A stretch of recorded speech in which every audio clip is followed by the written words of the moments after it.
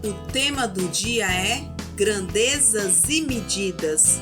Vamos entender melhor esse tema? Afinal, o que é grandeza e o que é medida? Grandeza são os atributos que observamos nas pessoas ou nos objetos. Mas não é qualquer atributo, são atributos que podem ser medidos.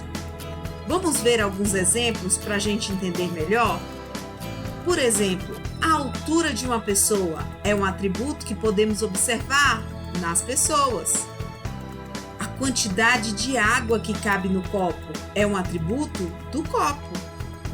O peso, a massa de uma mochila é um atributo da mochila. Medida é o número que achamos ao compararmos uma grandeza com uma unidade escolhida, uma unidade de medida. Vamos entender melhor por um exemplo. Ao medirmos o comprimento do tampo de uma mesa com palmos, comprimento é a grandeza, a quantidade de palmos que eu achar será a medida. Na atividade de hoje, nós temos que diferenciar quando vamos utilizar as unidades de medida: quilo, litro ou metro. Essas são unidades de medidas muito utilizadas.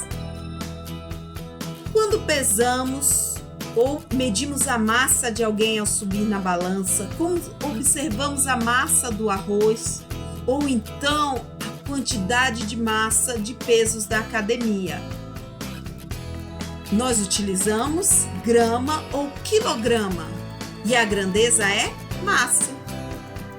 Quando verificamos a quantidade de refrigerante numa garrafa, ou a quantidade de leite, ou mesmo a quantidade de desinfetante numa embalagem, nós vamos utilizar litro ou mililitro, e a grandeza, nesse caso, é capacidade. Quando medimos a altura de alguém,